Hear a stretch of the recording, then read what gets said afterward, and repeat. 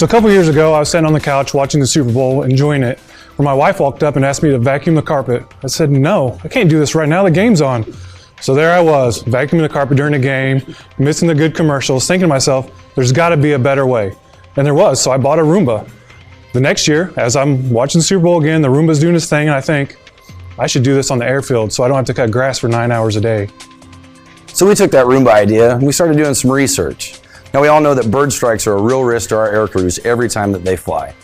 In the last 25 years, we have lost 27 airmen, 13 aircraft, and over $800 million to bird strikes. Now the Air Force doesn't have an aircraft that's immune to bird strikes, not a single one. And when an incident happens, the results can be catastrophic. Current daytime mowing operations as they are contribute to this risk by disturbing the insects, and the insects attract hundreds of birds. We can use our autonomous mowers at night to mitigate that risk. According to recent USA research, the best time to mitigate this risk is at night. So our solution is to take technology that's already existent and add it to a mower to mow at night, weekends, and holidays. So our mowers are going to use GPS for guidance, geofencing for boundary protection. We're going to use mission mapping for efficiency and LiDAR for obstacle avoidance. The ag industry is already using this tech to increase their efficiency and boost their crop yields.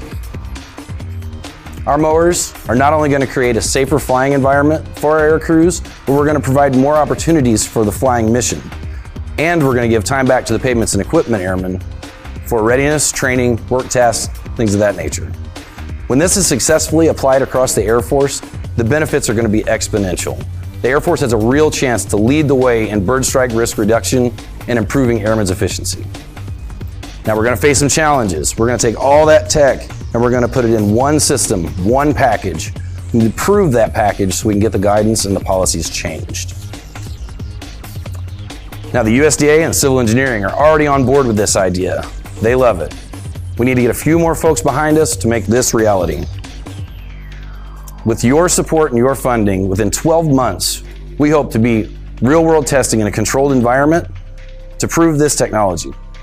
6 months from then, we want to be on 3 to 4 different airfields cutting the airfield grass.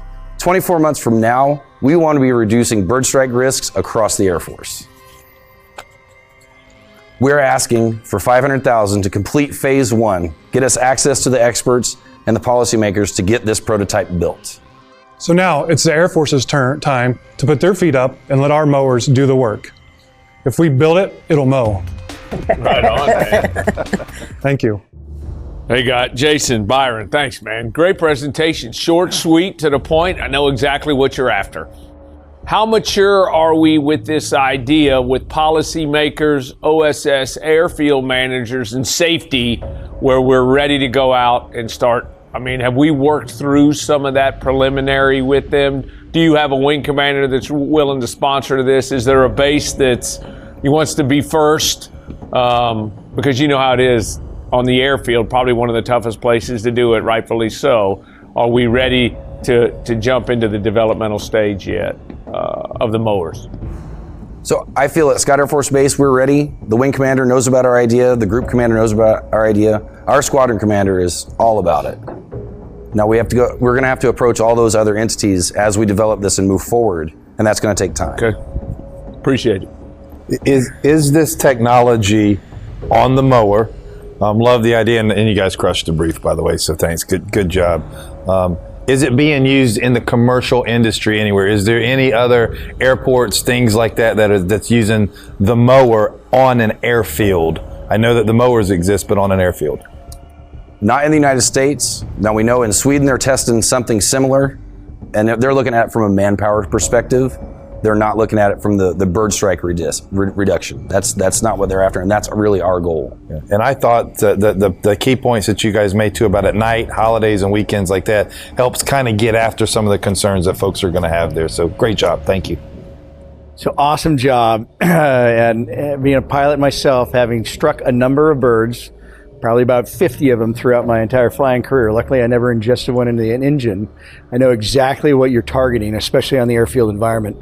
Now, When you're mowing at night, the question I have is a lot of our airfields may not have night flying operations ongoing, but the airfield itself is still 24 hours operational for divert requirements and things like that, and you have to note them out if you're going to close it down for what is the process to do that? Have you thought through that? Because most airfields don't want to close. They want to have a mechanism in which they have kind of a kill switch for the mowers in the tower, so that when they have a divert aircraft, they can shut them down until the aircraft is recovered and in parking, and then they can turn them back on. Have you thought about that in terms of development yet? Yes, sir. So we want that kill switch in case we do run into a problem. And then we also, with the geofencing, we want to create two boundaries, one 200 feet from the center line and then closer to the center line, so we can get all that grass mowed. We want to be able to command these to return home or stop completely. So if there is an aircraft inbound, either base ops, the tower, security forces is going to have the capabilities to punch that button. And do you also see this getting scaled out to the rest of the base? I mean, airfields are super critical based on exactly why you're targeting this.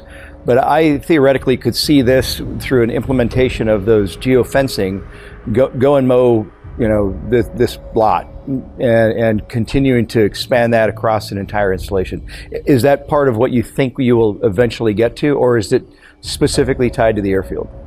So we were just looking right at the airfield right now, sir, but with current technology, you could go buy one off the shelf at your local store and put it out, and each building could have their own mower, and it could go out and mow at any time that you want to program it to mow. So Jason and Byron, I see scalability as well with our OSD partners, and I'm the Navy, the Marines, airfields that the Army have, helicopters, anywhere that there's an airfield. So do you see anything beyond the airfield? Just have you thought through that, or just focus right now for our airfields, prove the concept, and maybe potentially go after other stakeholders in addition to what you had on the slide? I'm thinking of some of our DoD partners. Have you thought through that? We have. So right now we're just focused on just the airfield, and then once we can get the airfield set up and we have no issues through our testing, and then we can branch out to other DoD entities and even the FAA community.